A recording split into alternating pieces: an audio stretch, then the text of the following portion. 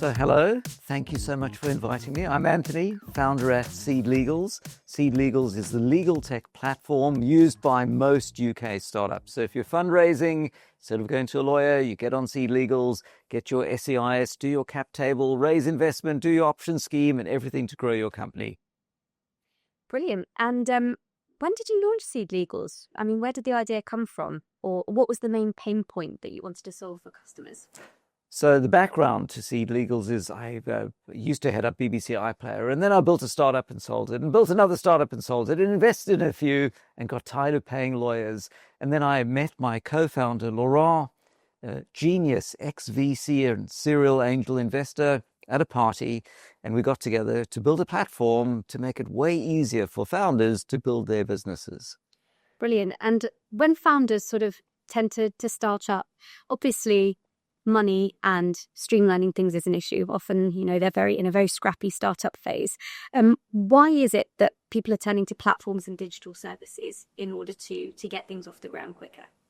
That's a great point. So, I've been amazed that law firms just don't reinvent themselves, because everything we do these days is a platform, whether it be Wise or whether it be HubSpot or whatever. You expect a 24/7 always on platform where you are empowered and you can do whatever you want at any time on a rainy Sunday as a founder, the only time you get to do your fundraising or tax or whatever it might be.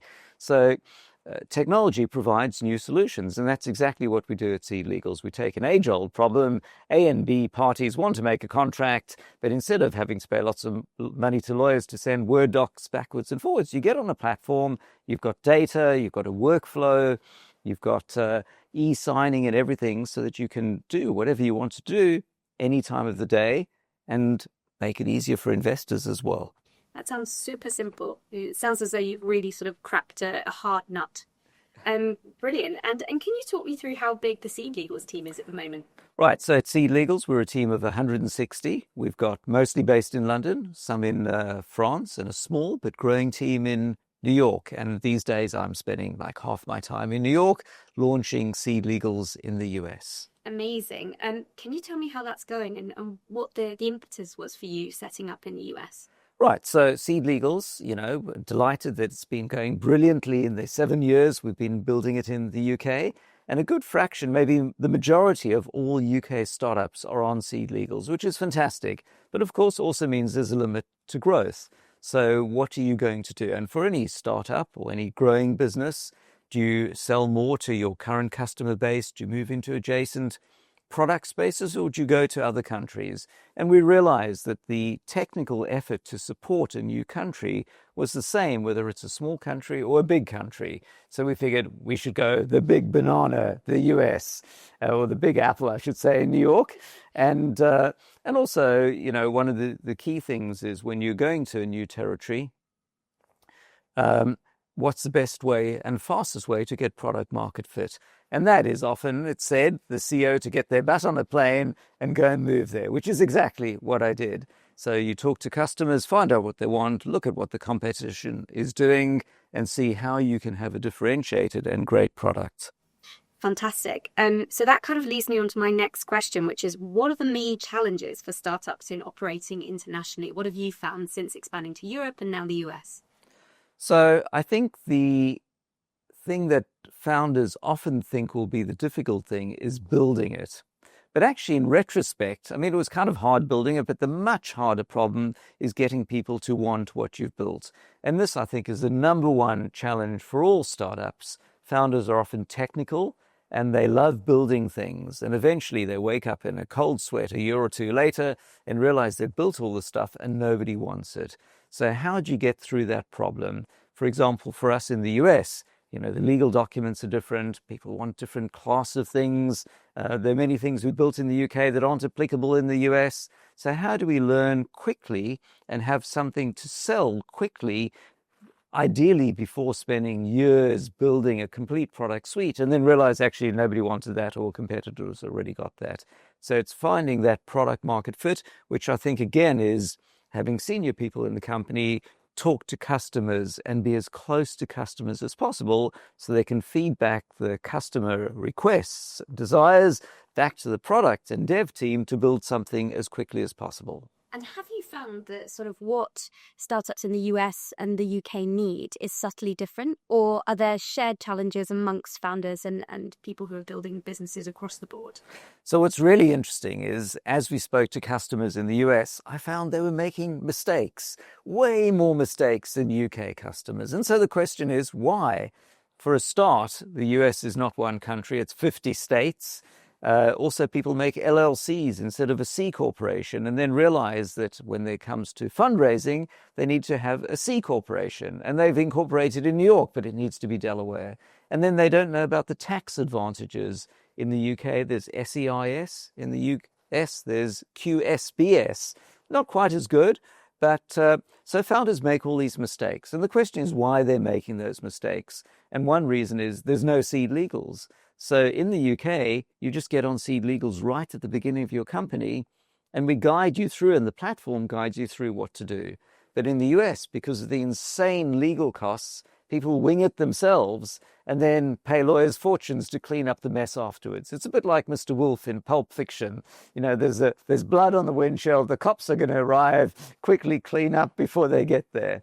So can we create an equivalent experience and platform in the US that means founders can get the right advice, the right data, the right help right at the start, not to make those mistakes? It sounds like you've identified, again, a real pain point specific to the US as well, which is super important.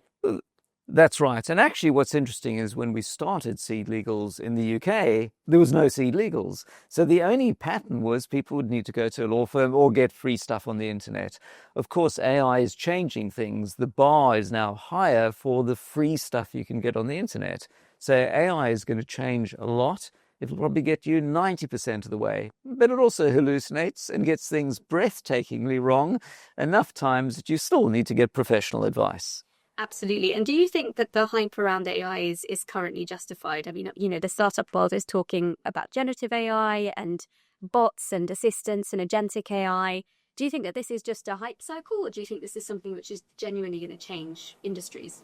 So the hype around AI, I think you've got to embrace it, because if you don't, you're going to wake up one day and find somebody else has embraced it. So for me, one of the things I love the most is a product called Whisper Flow. So I do many, many emails a day and many, many WhatsApp and Slack messages. And the thing from your brain to your fingers typing is a real bottleneck. So this is AI speech to text. And I've tried speech to text, many of them. They're terrible. But this Whisper Flow is awesome. And in the last few weeks, I've dictated more than 120,000 words. I'm in the top 3% of speakers. So it's a fun stat. And my productivity's tripled thanks to this. I've also got a fancy AI camera. But the problem with AI is sometimes it goes south, and sometimes this Whisper Flow begins making up stuff I didn't really say. And sometimes my AI camera goes crazy and you have to hold up a color card to correct it. So AI will get you 90% the way, but don't forget you have to go and manually tweak it. But if your team is not embracing AI, I think you're dead. And one of the other things that everyone should be doing is using things like Cursor and Lovable. So now your team can build apps themselves. One of my team at SeedLegals built an events app by scraping events data and making the best events app I've seen for London events in a team day. They're not a developer, using Lovable. So you want to encourage everyone in your team to embrace AI and use it as part of their workday. That sounds absolutely fascinating. And it sounds as though, it's disrupting a lot of things at the moment, and that the only thing to do is to get on board the train. Otherwise, you're going to get left behind. So how did you learn about Wise and Wise Business specifically? I've been a Wise customer and user for as long as I can remember. For me, Wise personally was amazing. But now with SeedLegals, particularly with customers that are global and with me spending a lot of time in the US, Wise Business is fantastic. My team can get access. Our accounts team can have access. When I get on the subway in New York and it's $2.90 and I tap with my phone and it goes to Wise, I know I'm going to pay $2.90, not $2.90 and £5 processing fee and 20% overhead. So the other thing is the Wise app is just so easy to use, and compared to the mainstream high street banks whose apps are a nightmare, It's fantastic. Things appear in like literally 1 second. You tap and it's there. You can see, move money between different accounts. You've got all the controls you need. So I'm a big fan of Wise, both personally and for business. That's brilliant to hear. We absolutely love to hear it. And it's interesting that whenever we speak to customers who have discovered it and have started using it for their international lifestyles or business operations, they're evangelical about it, which is lovely. How have you used the product as your business has scaled? Have you found that it's been a sort of a great tool to use? Absolutely. So we've used Wise, as our business scales, because you've got developers in other countries, you need to pay them. You've got consultants you need to pay. You've got people who want to pay you. So all of these, it's a nice solution for all those Forex things. And you can know and trust that you're not being fleeced on the Forex payments. And the integration is really easy. And team access is very easy. And, when our FD says, by the way, did you know we can earn interest on the account? That's a nice icing on the top as well. That's amazing to hear. We love to hear about interest. So did you use any traditional banking providers before you joined Wise? And can you talk us through the limitations of those? Right. So, we've raised Series A funding in the past. So, thanks to some nice investors, you get several £1 million sent to you. And you need to put that in typically a traditional bank, right? So we use Barclays for that. But then we realized very quickly that our mainstream high street bank is rather inflexible when it comes to using their app and so on. So what we quickly did is put a fraction of that money, a decent fraction, into Wise and just use that. So, with Wise for Business, we can pay the team. You can just upload a CSV file and it will send money to all the team. And it was a nightmare using the other mainstream high street bank's app. So very quickly just embraced Wise. And then we've all heard about Silicon Valley banks problems. So it's always good to have more than one account. So you keep your bulk of your cash perhaps in a high street bank and then move all your daily transactional amounts plus your interest amounts into Wise. And then ideally look to never use your high street bank app ever, and just use Wise for everything because it's so much easier. That's great to hear. I think that's possibly the best summary of companies use Wise I've ever heard. So thank you so much for that. So what currencies do you typically send and receive? And you talked about paying consultants and developers. Which are you transacting in most frequently at the moment? Right. So for things other than pounds, obviously it's going to be dollars and euros would be typical. Sometimes it would be Singapore dollars, but for the most part, dollars and euros. Can you sum up why startups should use Wise Business in one sentence? When you're building a company, you want to spend as much time on your product and as little time and money on everything else as you can. And that's my goal at SeedLegals. Spend little time on legals and little money on legals. And I think with your banking provider, find a banking provider that just works. That, run the app, sort things, make it easy, spend less time on it. Brilliant, thank you. So I have a question about our partnership. Wise Business has just launched a very exciting partnership with SeedLegals and to offer customers exclusive benefits such as account management and assisted onboarding, as well as a program of content and events. Why are partnerships like this so important for the startup ecosystem? So startup founders come from all walks of life. Some of them are MBA grads, some of the uni, students and so on. And all of them need to learn the art and craft of being a founder, how to talk the talk, how to woo investors. And to do that, being part of that community of founders where you go to pitch days, you see how other people pitch, you see what works, you see what's a lousy pitch, you see whether people dial it up to 11 or whether they're super modest in their presentations. And you see if you can understand somebody's tagline and what they're working on. And if you can't, you improve it yourself.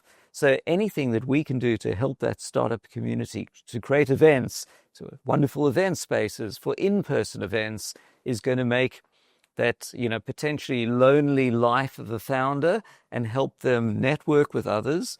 Networking is unbelievably important. And by the way, for me, when I go to New York, in the UK, a good number of founders know me and a good number of founders are on SeedLegals. And when I go to New York, nobody knows me, nobody knows SeedLegals. And my goal is to change that. And the way to do that, one way to do that, is to be at all the startup events and network as much as possible. So I know the importance of startup events And the things that we're doing with SeedLegals and Wise to create, whether it be online or physical events, I think is super important to the startup ecosystem. That's really exciting. Thank you very much for explaining that. And it almost sounds like with the US expansion, you're starting again. It's almost like you are operating as a startup, having grown SeedLegals massively. You're now back to square one. How does that feel? Right, so that's really interesting. So, get on a plane, go to New York, and then it's like going back in time 7 years. There isn't the SeedLegals, of course, that startups use, and nobody knows you. And it's exactly the same as when we started. Of course, now with the added advantage of 160 people and a mature platform in the UK and data points and so on, and a platform people trust. But you have to start over again. And it's exhilarating, slightly scary, but I wouldn't have it any other way. That's really good to hear.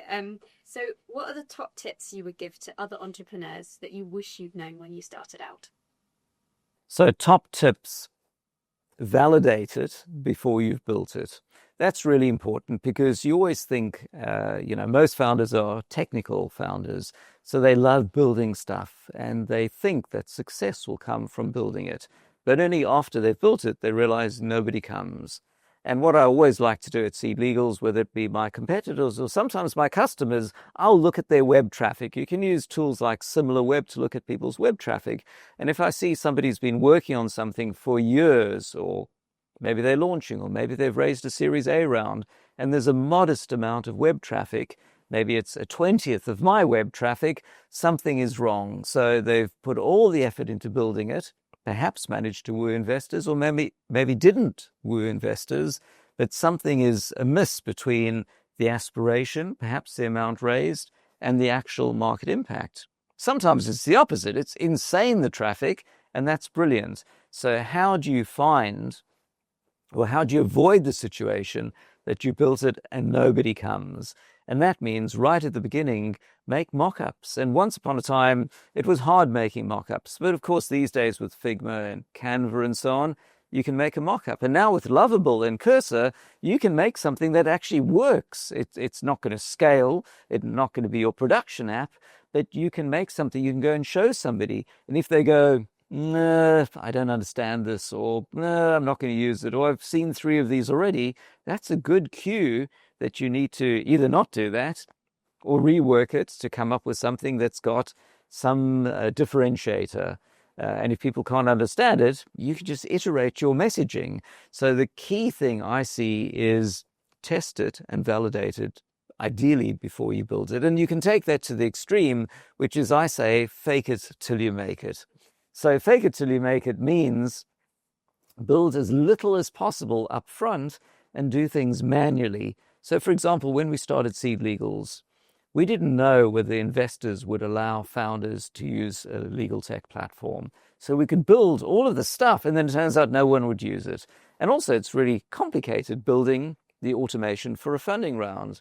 And we can't tell you your funding round legals are like a beta version of it. It may be sort of okay. It had to be proper. So what we could do is we could build the website and all the data entry and the forms and so on to look great. But behind the scenes, it would be our legal team, creating Word documents and then putting it back into the app. And at the point they began screaming, "Anthony, you're killing us. We can't deal with it." That was the time to automate. So you could get a product out really fast, doing the complicated stuff manually, while you scaled. And then you could learn which questions, in our case, did founders look to ask. We would have built twice as much stuff and not built half the stuff that people wanted had we not adopted that approach. So fake it till you make it is not like Terranos. There's a good way of doing it, and I think it's essential. That is an amazing answer. Thank you so much for that. Some really, really great insights there. What's your top tip for work-life balance as a business owner? Does it exist? You're totally asking the wrong person for work-life balance. I spend a rather large amount of time, I think, on Zoom calls during the day. For me, I think most founders are introverts.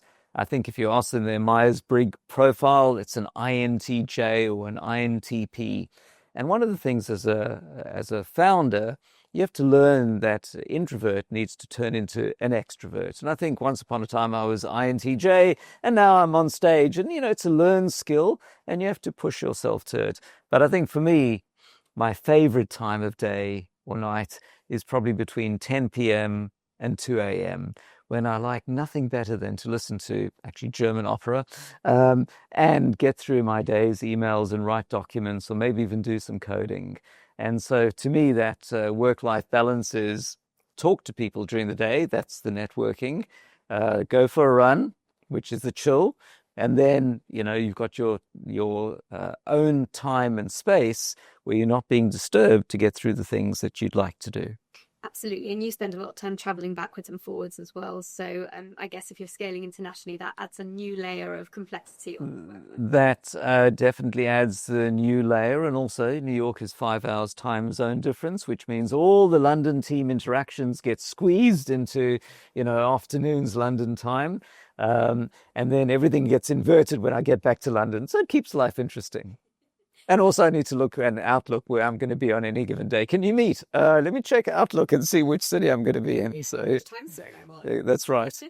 Okay, that sounds complicated, but it sounds like you are well versed in sort of living the startup founder life. Now you're going to ask some questions about expansion to the US specifically for startups. So should UK startups be looking to expand to the US in 2025? Right. So I think for any growing company, you are at some point going to outgrow the UK, and you're going to look elsewhere.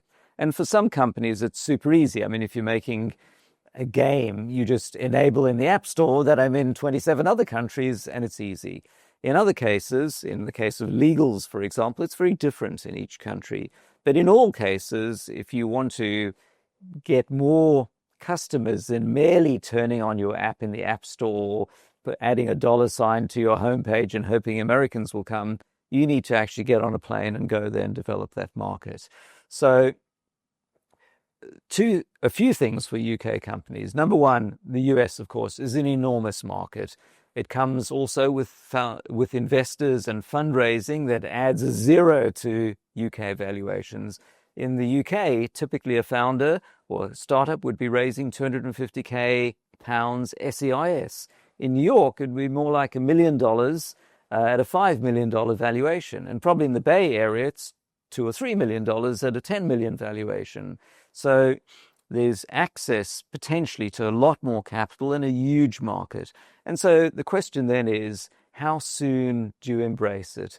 And the advice that I've heard, which I think is quite good, is go early or go late, but don't go in the middle. And what that means is, if it's a couple of founders, get on a plane and go to the Valley or go to New York and build your business there, is going early. And going late is wait till you've got a few £1 million a year in revenue, you've got a mature product, you've got product market fit, and you can now have your team work on a new market. But don't go in the middle, which is you still don't have much revenue, you're reliant on funding, you've got a high burn rate, and you haven't yet cracked product market fit in one country, because now you're going to be spreading yourself too thin in other countries. I've never heard that before, and it's actually incredible advice, because I think a lot of UK companies will either wait until they've got just enough and then decide to crack the US market, which is a whole different, I'm going to say kettle of fish, but it's a whole different proposition. Or they think about sort of, we'll do it when we make it. And it might be that they never really feel they've reached that point. And so then they're stifling their own growth. Right. So one thing I do want to talk about is what's called the Delaware flip. So, a common unhappy feedback from founders is UK VCs are a bit meh. They don't have the valuations, they don't have the risk appetite of US investors. And so founders eye the US. I mean, you look at the valuations and amounts raised, you see in TechCrunch, it's, oh my God, we want that. So should you raise from US investors? So firstly, there's no harm trying, but often you'll find US investors will only want to invest when they see that you now are expanding your product proposition into the US, because they see huge numbers of US founders going to them. If you're competing with US founders, you better have a product that's now ready to scale in the US. So raising from US investors is attractive at the right point. That some investors will ask that you create a Delaware corporation instead of a UK corporation. So that's called the Delaware flip. You've got your UK company, you now make a new Delaware company, it becomes a parent company of the UK.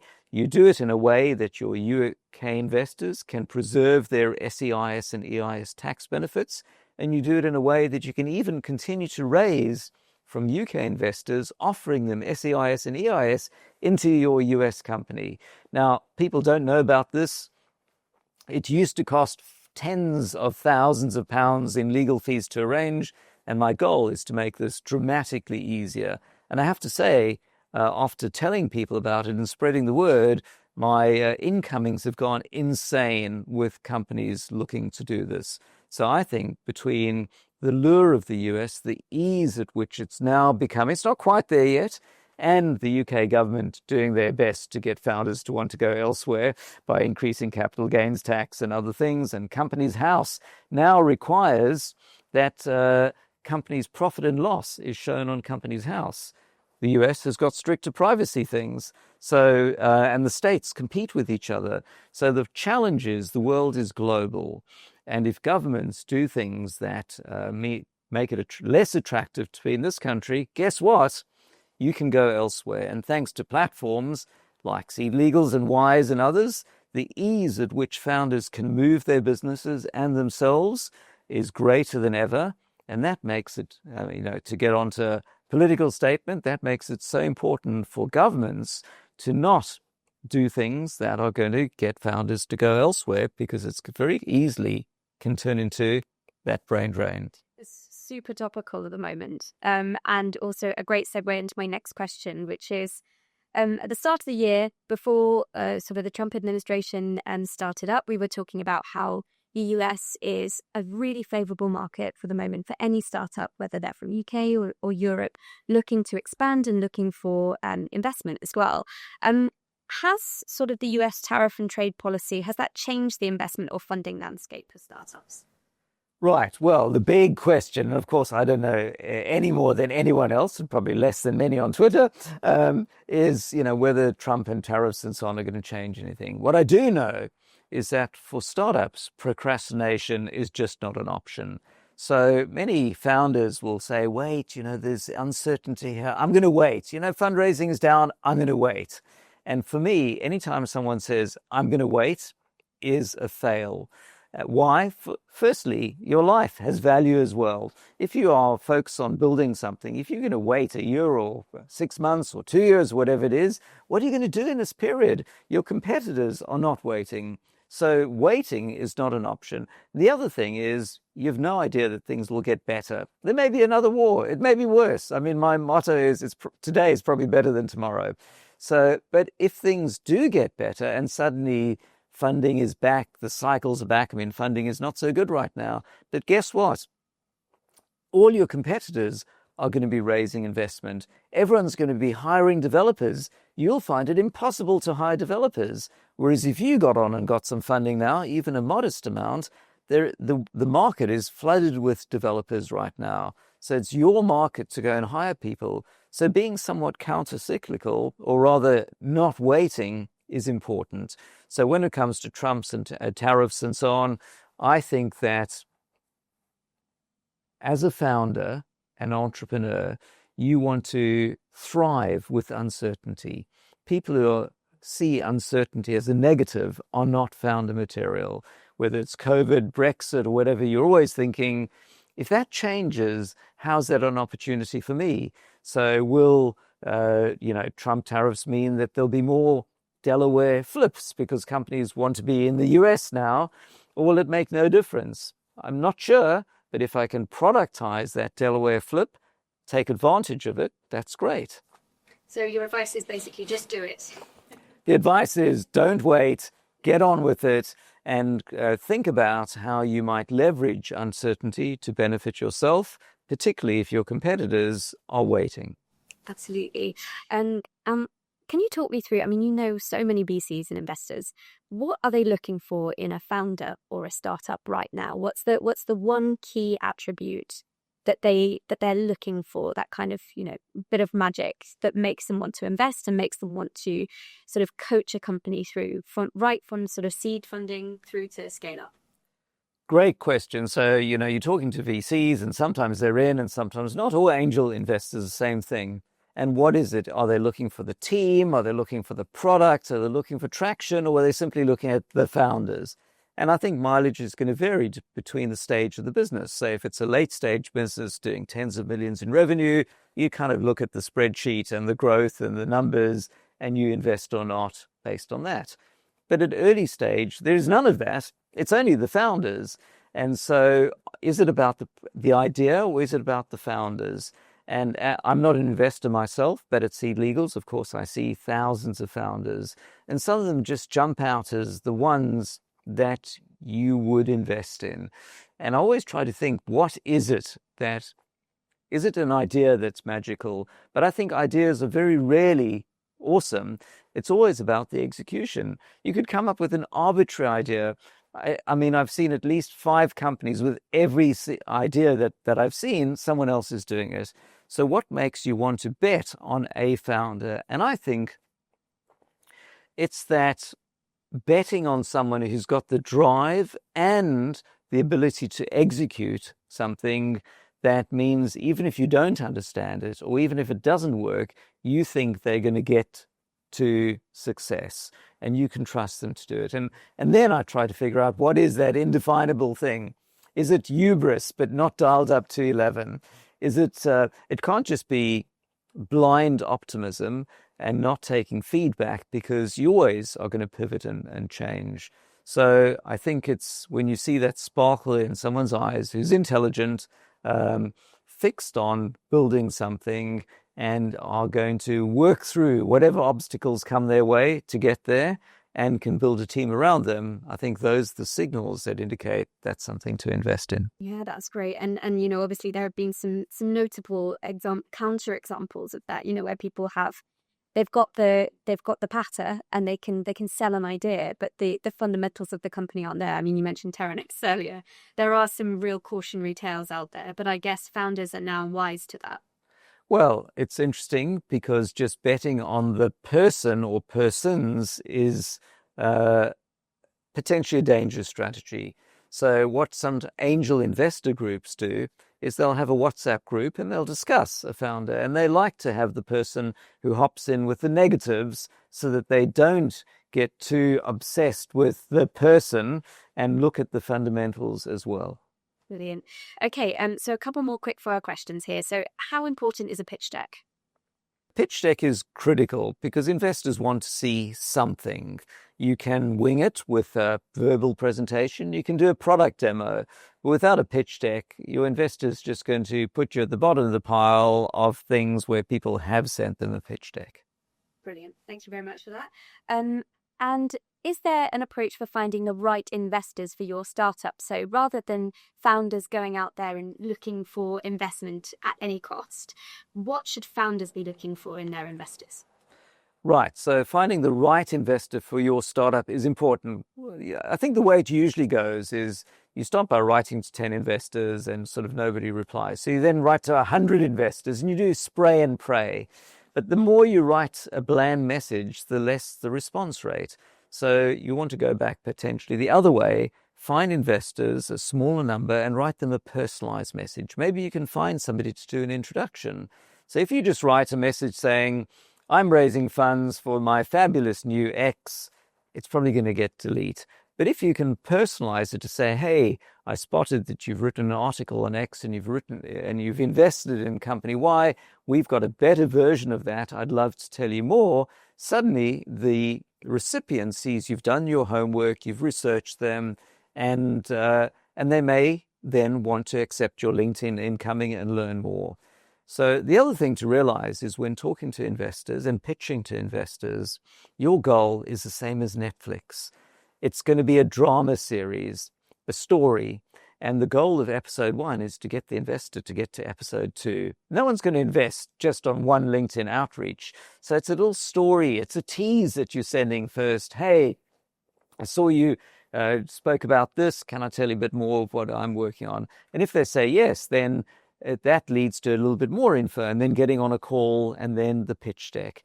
And the pitch deck should not be, I'm going to talk at you for 30 minutes on a call. Ask the investor a bit about themselves. What's their investment thesis? Are they a lead investor? Are they a follower investor? What are the things that they love about their investments? Get them to talk a bit.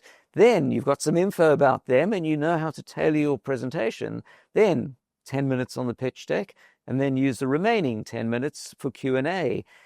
Because otherwise, at the end of the call, they've been spoken to, and it's like, well, that's it. It's all over. What next? There's no next episode. Brilliant. Okay, I love the Netflix analogy. That's a really good way of seeing it. And it kind of leads on to my next question, which is about what mistakes are founders making when they look to move from seed funding to Series A's? You know, as you move from that sort of real startup phase into something that's a bit more mature and thinking about scale.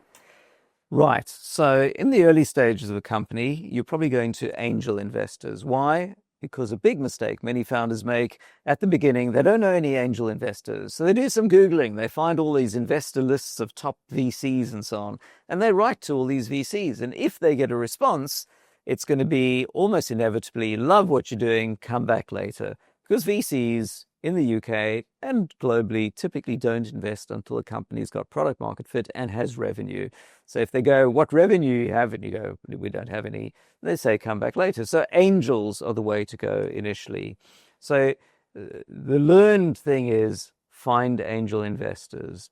Now, angel investors, because you're going super early stage, are making investment decisions based on you, the idea, the pitch. They're not making it as much on the revenue and financials because they aren't there yet. So now, when you go to VCs later, this is with the heart of the question, which is angel investors, in a sense, are easy. You wooing them with the future potential. We're going to change this. It's going to be awesome. And if they buy into that and your vision, they're in. I mean, for modest amounts, right? For £20,000, £50,000 and so on. When you go to a VC, because it's later stage, the cat's out of the box. The numbers are there to show whether business is performing or not. So you can't just keep going with the vision. It now needs to be backed up. And that's really where the fundamental difference between early and late stage. One, you're selling the dream, and the other one, you're now selling the customer acquisition costs, the lifetime value, the TAM, SAM, SOM, and all the other things that a VC is going to want to see that its investment, its much larger investment, is going to get traction and lead to a 10x or 50x multiple on an exit. Fabulous. Thank you so much for that. Final question. What kind of startups are really exciting for you now in terms of growth potential? So what companies are super exciting?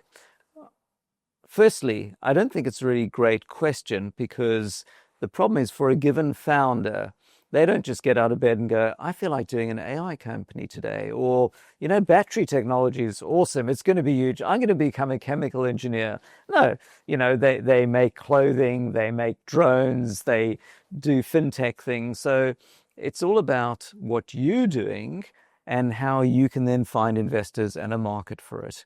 That said, of course, everything goes in hype cycles and waves.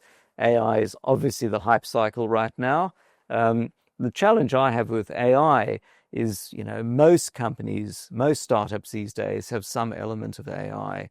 But it's a bit like saying, we use cloud computing. It's like, dude, everyone uses cloud computing.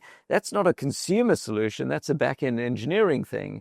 So, if you're doing AI, I think your challenge is you can easily be highly undifferentiated by just saying we do AI.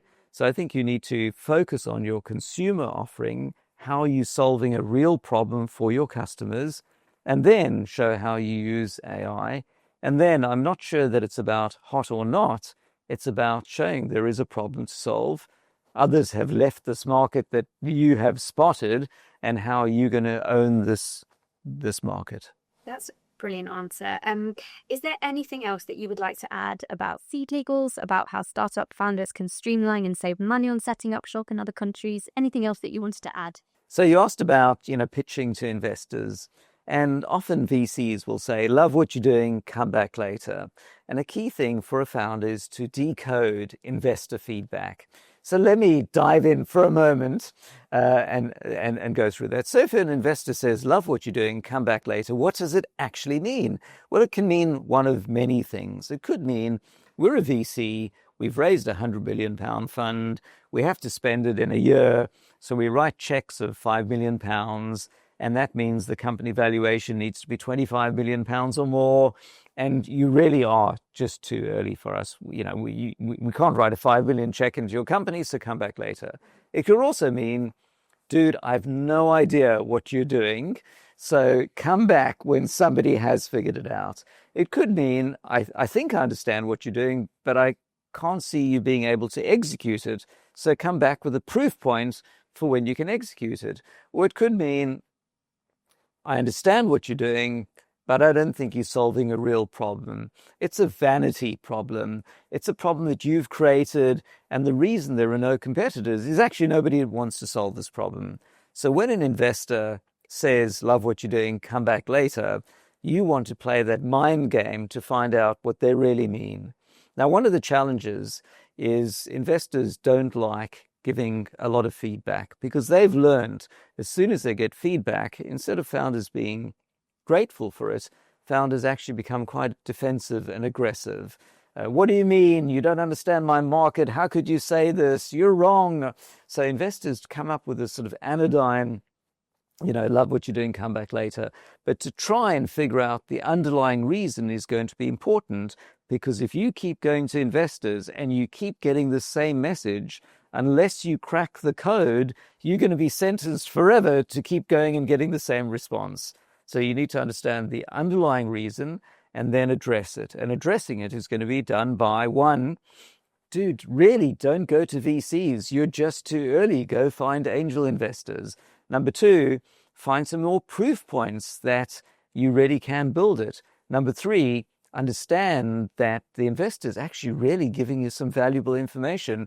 Nobody is going to want what you've got because it is a vanity project, or the way you've described it, it says we use AI and blockchain to solve X. But nobody wakes up in the morning going, I'm looking for AI and blockchain to solve X.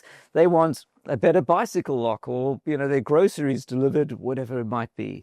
So it might be a cue to radically redo your messaging from, look how clever we are and we're using AI and blockchain, to forget all the clever bits. These people with a nice lifestyle image have this problem, and here's how we're solving it. And I think a great example is if you go to the Wise website, it probably isn't focusing on the clever fraud prevention and AI and whatever transactions per second, because with few exceptions, nobody cares. What it is showing is somebody on a subway in New York tapping a thing, going, it's going to cost me $2.90, and it's really going to bill me $2.90. Or it's a way to connect your team on an app, or it's the fastest way to get payments or something. So focus on the problem that people are looking to solve rather than how clever your team are, and then you'll be more investable and get more customers.